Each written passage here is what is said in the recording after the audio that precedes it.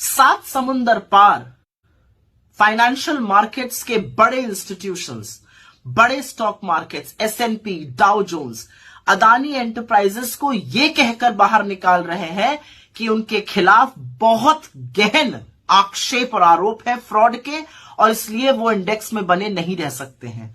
सात समुंदर पार जो जॉनसन एलारा कैपिटल के डायरेक्टर थे, जिन्होंने अडानी के एफपीओ में पैसा लगाया था और पूर्व यूके के प्रधानमंत्री बोरिस जॉनसन के भाई हैं, उनको अपने पद से, डायरेक्टर थे एलारा कैपिटल में, उनको अपने पद से रिजाइन करना पड़ा।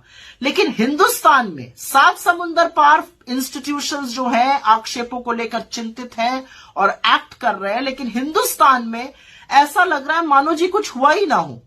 सेबी से एक शब्द सुनाई नहीं देता है। कहां है एसएफआईओ, कहां है आरओसी, कहां है ministry of corporate affairs. Government of India तो ऐसे बर्ताव कर रही है शुतुरमुर्ग की तरह कि उन्होंने जमीन के नीचे सर कर लिया है और मानो कुछ हुआ ही ना हो। तो असलियत यह है कि अडानी जी जो हैं वो सबको ले डूब रहे हैं।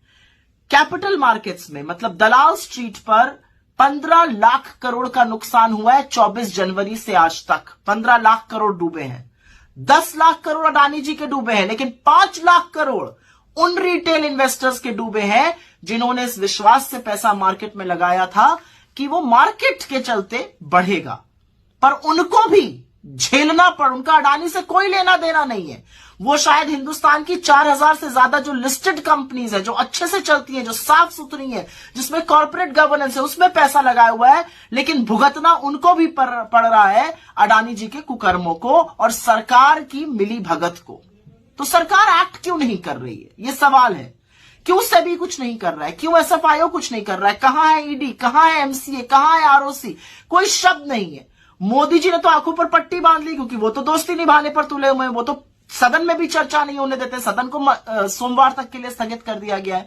लेकिन सवाल यह पूछा जाएगा कि उस रिटेल इन्वेस्टर को कौन बचाएगा जो अडानी जी के कुकर्मों का फल भुगत रहा है, जिसके 5 लाख करोड़ से ज्यादा खत्म हो गए, नष्ट हो गए मार्केट में। अब अडानी जी कोई छोटी सी किराने की दुकान तो है नहीं। अडानी जी मोदी जी की कृपा से इस देश के सबसे बड़े, सबसे अमीर आदमी बन गए थे। उनकी मोनोपोली एयरपोर्ट पे है, उनका एकाधिकार मोनोपोली पोर्ट्स में है, उनकी मोनोपोली फूड एंड एग्रीकल्चर में है। क्या गोडाउन, क्या वेयर हाउसेज, क्या खाने वाला तेल, सब में वो घुसे हुए हैं। फलों के बागान तक में वो घुसे हुए हैं। उनकी मोनोपोली रिन्यूएबल एनर्जी में है, उनकी मोनोपोली सीमेंट में है, उनके 10 लिस्टेड कंपनीज मार्केट में है, 5 और लिस्ट होने वाली थी। तो जब इतना बड़ा एक जो ग्रुप होता है और मोदी जी की कृपा से इतना बड़ा बना और इतनी जल्दी से विकसित हुआ ग्रुप है, जब डूबता है तो वो सबको ले डूबता है। ये इकोनॉमी को ध्वस्त करने की कुवत रखता है। और ये बात डाउ जोन्स, एस&पी जैसे लोग, सिटी ग्रुप जैसे लोग, क्रेडिट स्विस जैसे लोग पहचान रहे हैं, फिच जैसे लोग पहचान रहे हैं। लेकिन हमारी सरकार जो है वो आंख पर पट्टी बांधे हुए और मुंह पे दही जमाए हुए बैठी हुई है। तो पूछने की बात यह है कि एलआईसी, एसबीआई, इनसे सवाल कब पूछे जाएंगे?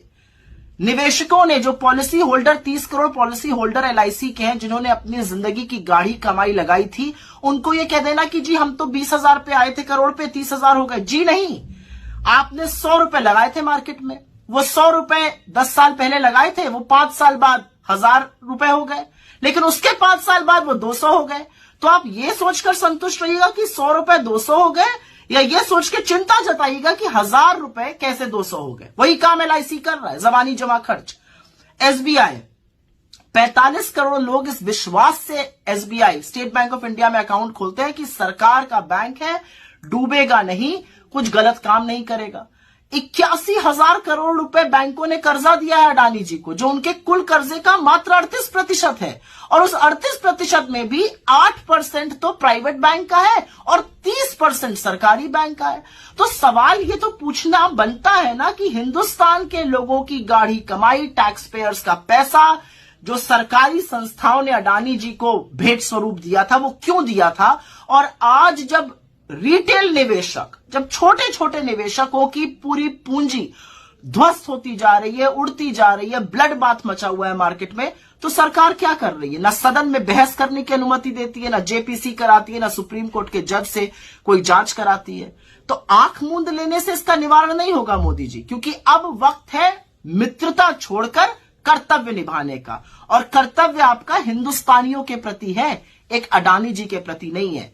ये बात 7 समुंदर पार फाइनेंशियल इंस्टीट्यूशन समझ गए, लेकिन आपकी समझ में ये बात नहीं आती। NGTV, the voice of common people.